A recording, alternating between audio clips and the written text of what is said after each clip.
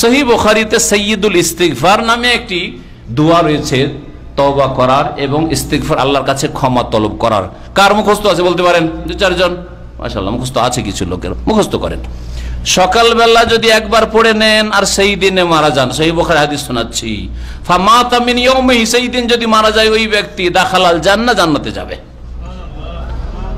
Oman কালা বিহা মাসাআন, সন্ধ্যাবেলা কেউ যদি পড়ে, হিনা ইউমসি, সন্ধ্যাবেলায় পড়লেন সাইয়্যিদুল ইস্তিগফার, মুকিনান বিহি, ইয়াকিনের সাথে, দৃঢ় বিশ্বাসের সাথে, অর্থ বুঝে যে আমি কি বলছি আল্লাহ পাককে।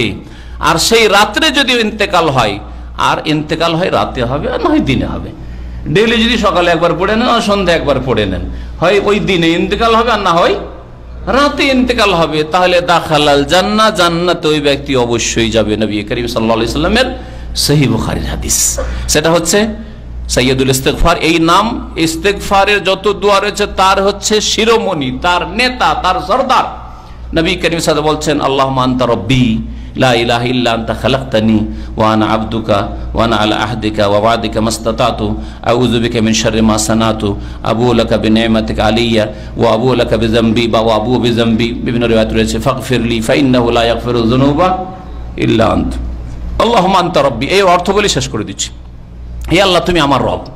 আল্লাহুম্মা আনতা রাব্বি, তুমি রব। লা ইলাহা ইল্লা আন, তোমার ছাড়া কোনো মাবুদ বরহক সত্য মাবুদ নেই, সব বাতিল, তোমার ছাড়া কেউ হক নেই। লা ইলাহা ইল্লা আল্লাহুম্মা আনতা রাব্বি লা ইলাহা ইল্লা আনতা খালাকতানি, তুমি আমাকে সৃষ্টি করেছো, আর কেউ করেনি। আমার ছেলে মেয়ে তুমি দিয়েছো, ওই পীর ওলি কেউ দেয়নি, এসব শিরকি কবুরি আকীদা রাখিনা। খালাকতানি ওয়া আনা আবদুকা, আমি তোমার বান্দা, ওয়া আনা আলা আহদিকা, তোমার ওয়াদা প্রতিশ্রুতির উপর আমি কায়েম আছি, তোমার দ্বীনের উপর আমি অটল থাকার চেষ্টা করছি। ওয়াদিকা মাসতাতাতু, যথাসাধ্য আপ্রাণ চেষ্টা করছি। ওয়া আনা আলা আহদিকা ওয়া ওয়াদিকা মাসতাতাতু আউযু বিকা মিন শাররি মা সানাতু, আল্লাহ তোমার আশ্রয় গ্রহণ করছি ওই সব কাজের বা কথার অনিষ্ট থেকে যা আমি মা সানাতু করেছি, জীবনে যা করেছি পাপ, আর পাপের যে কুফল রয়েছে, অনিষ্ট রয়েছে, কুপ্রভাব রয়েছে, তাদের থেকে তোমার আশ্রয় চাইছি। মানে আমার পাপের কারণে আমাকে ক্ষতিগ্রস্ত করিও না, আমার অন্যায়ের কারণে আমার ছেলে মেয়েকে ক্ষতিগ্রস্ত করিও না, আমার অন্যায়ের গুনাহের কারণে আমার স্ত্রীকে ক্ষতিগ্রস্ত করিও না, আমার অন্যায়ের কারণে আমার বাপ মার রিজিক কেড়ে নিও না। এইভাবে আল্লাহ পাক রিজিক কাড়েন পাপের কারণে, তাই না? নবী করিম সাল্লাল্লাহু আলাইহি ওয়াসাল্লাম সহিহ হাদিস প্রমাণ করে। আপনি আল্লাহর কাছে যেন দোয়া করেছেন, আল্লাহ আমি অনেক গুনাহ করেছি, আউযু বিকা মিন শাররি মা সানাতু, যা করেছি এই সব কাজের যে অনিষ্ট কুফল কুপ্রভাব মানুষের জীবনে রয়েছে সেগুলি থেকে তোমার আশ্রয় চাই, আল্লাহ তুমি রক্ষা করি। আল্লাহ আমাকে দুনিয়াতে ক্ষতিগ্রস্ত করিও না, আখিরাতে ক্ষতিগ্রস্ত করিও না, অনিষ্ট থেকে রক্ষা করো। আউযু বিকা মিন শাররি মা সানাতু আবু লাকা বিযামবি, আল্লাহ তোমার সামনে আমার গুনাহ অঙ্গীকার করছি, স্বীকার করছি আমি গুনাহগার।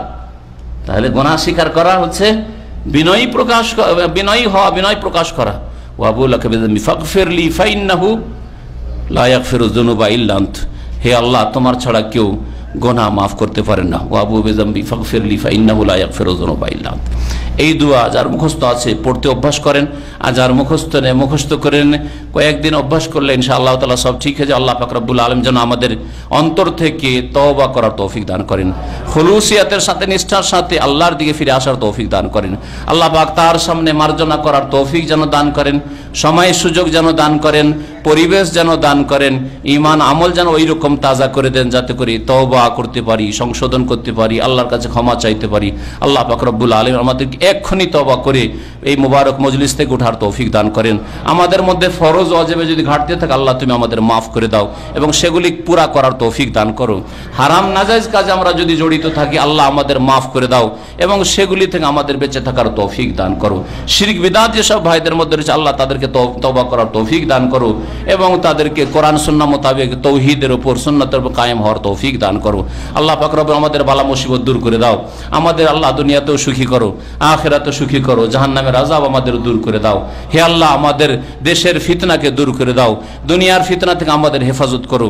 আল্লাহ পাক রব্বুল আলামিন তোমার কাছে দোয়া করি, আল্লাহ আমাদের সমস্ত রকমের সমস্যা তুমি দূর করে দাও, আমাদের ব্যক্তি জীবনের সমস্যা, স্বাস্থ্যের সমস্যা, পারিবারিক সমস্যা, সামাজিক সমস্যা, রাষ্ট্রীয় সমস্যা, আর্থিক সমস্যা, অনেক ভাইদের এখানে অবৈধ হয়ে রয়েছে, একামার সমস্যা রয়েছে, রিলিজ ট্রান্সফার হওয়ার সমস্যা রয়েছে। আল্লাহ পাক সমস্ত ভাইদের যেন বালা মুসিবত দূর করে দেন। মুমিন ভাইদের বিশেষভাবে যারা এখানে হাজির হয়েছেন তাদের জন্য দোয়া করি, আল্লাহ সকলের গুনাহ খাতা যেন মাফ করে দেন, বালা মুসিবত দূর করে দেন, রিজিকে যেন বরকত দান করেন, ছেলে মেয়েতে আল্লাহ পাক বরকত দান করেন, নেক সন্তান সন্ততি যেন দান করেন।